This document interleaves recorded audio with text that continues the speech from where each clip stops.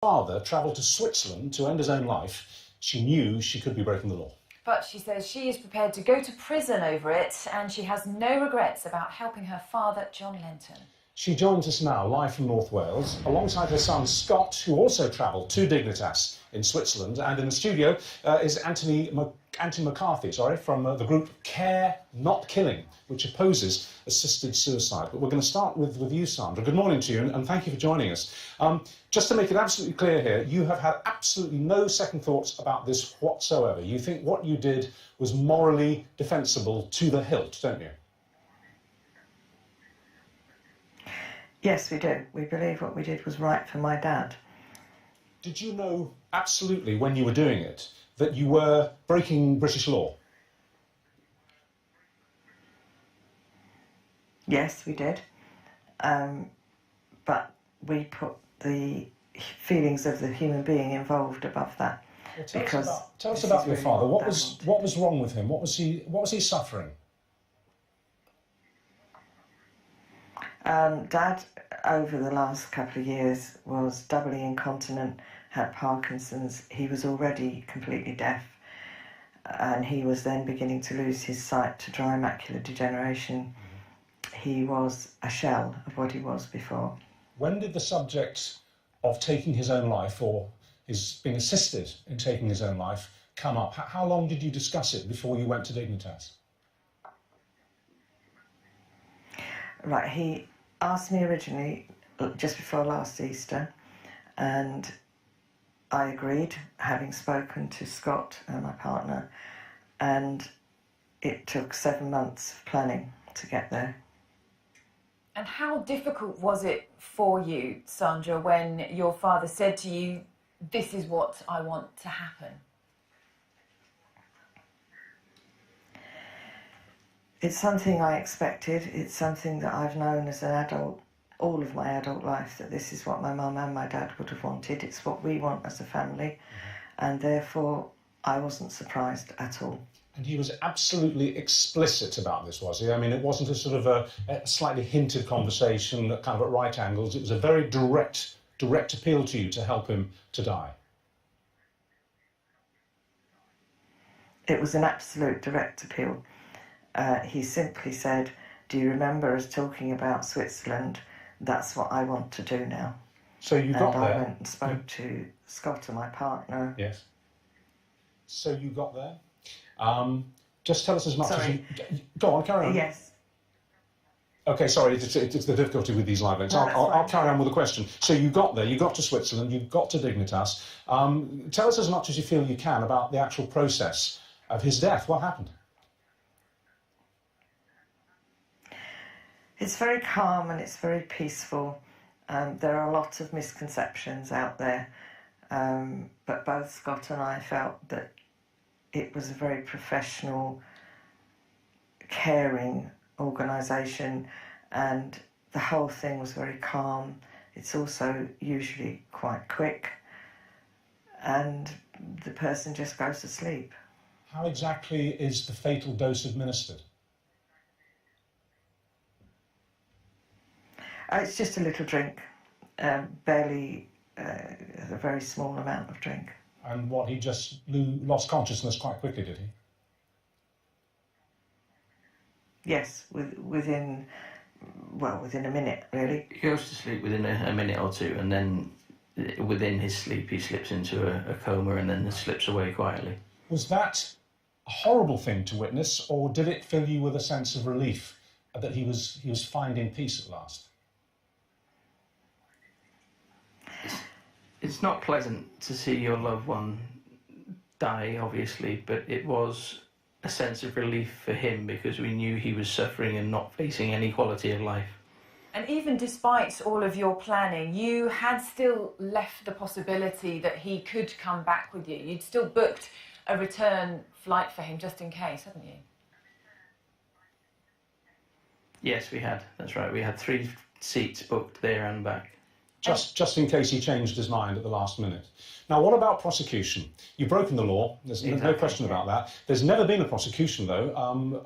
about something like this, over something like this, but the prosecuting services are looking at it. Are you frightened by that? Are you frightened at the prospect that you might end up in the dock?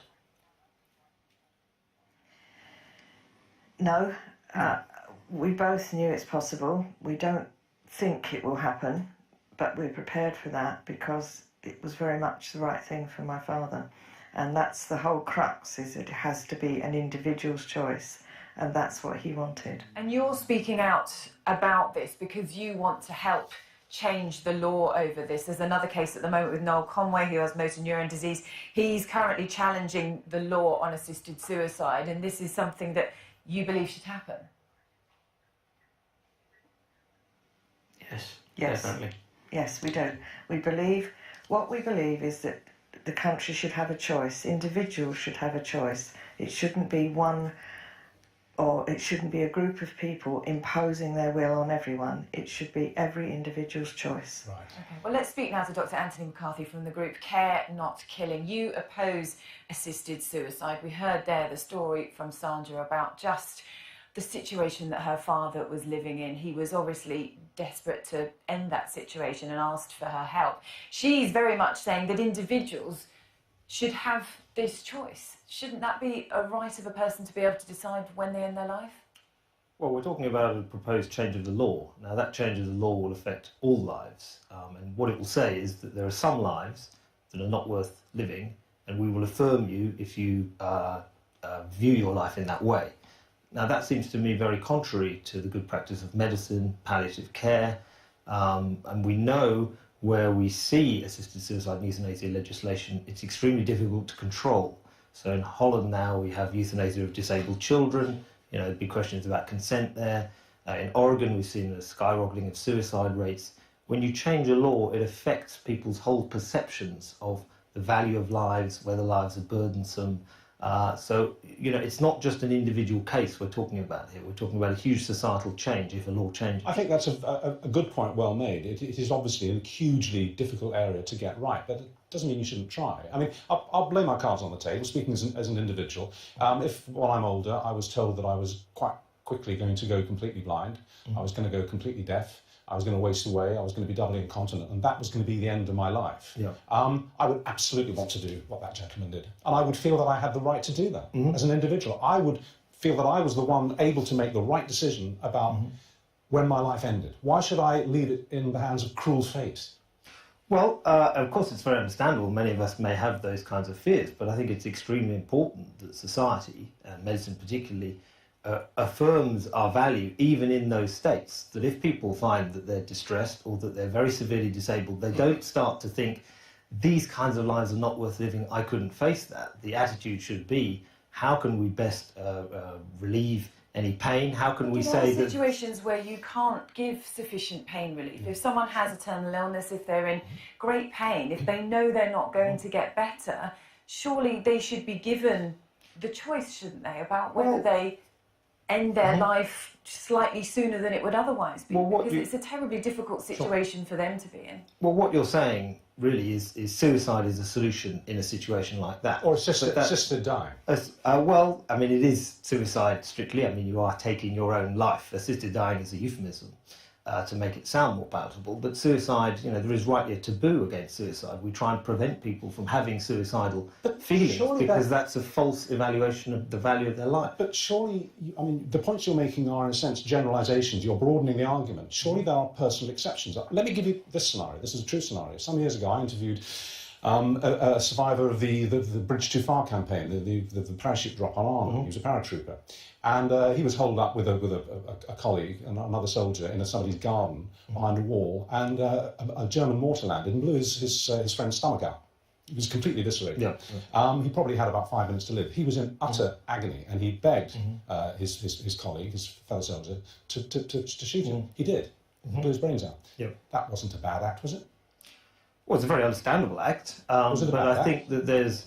Well, I think that there is rightly a very strong moral principle that we should not kill other human beings. I'm asking you the specific question about that particular case. It's a case of assisted suicide in extreme circumstances, of course. Is it a bad act? Did he do the wrong thing morally? Well, I think that it is a bad act, but I think it's an extremely understandable act in very extreme circumstances. Would you have done it? I don't know. I don't know what I'd do in certain situations, but, you know, I might do all sorts of acts in extreme situations which I don't necessarily think are right. Are there any situations under which you could see that it could work? For example, if there were safeguards put in place, if it was judged on a case-by-case basis, if there were, you know, multiple medical experts, doctors who are saying, actually, yes, in this person's situation, we understand why they want to make this decision. Well, in every single place where we've seen this legalised, we've seen a very speedy movement towards non-voluntary euthanasia, towards all of these things. Every single place that's happened. It seems to be inherent, because once you get the idea that certain lives don't have a value, or I say, you know, I'm not going to say to a healthy person, it's okay to assist in your suicide, but I'll say it to someone in pain or disabled. You're more worried that it's the thin end of the wedge, in a sense. Yeah, I think that it's bad in it. You understand that there may be certain cases where people are in severe pain, have a terminal illness, that actually they should have that choice. But your worry is what that would then lead to. Well, I know, that's not quite right. I think in those cases it's wrong also for the same reasons. But I think, you know, if you look at the wider case, it might be clearer why, if someone tries to change the law, just how dangerous that is. I mean, I should say the BMA, the Association for Palliative Medicine, has done a study, and they're very concerned about what happens in other countries, and they say there's nowhere where this has been legalised with good results. Let's just very quickly go back to Sandra and her son in North Wales. Sandra, I hope you heard that. Just in a couple of sentences, what's your riposte to this basic point that he's making, which is that what you're doing, if it were legalised, would be the thin end of the wedge, and a lot more people would die in perhaps less salubrious circumstances than your father did? I honestly don't know where the facts are coming from that he's quoting, because we also have read a lot about other countries, and all of the countries we've read about would deny those facts that he's quoting. What we're saying is it's wrong for a lot of people, and they wouldn't want to do it, but that in this country there should be individual choice, and I'm afraid I don't believe that will put pressure on people to take their own life. People are very clear about whether they want to do this or not. There's very little evidence anywhere, and certainly not in Switzerland, that people are pressured into this. You can't pressure someone into it. There is too much paperwork, too much they have to do. It is entirely them right through the process, not the people that are with them. Thank you very much indeed. Yeah, thank you both, and thank you also, Dr. Anthony McCarthy.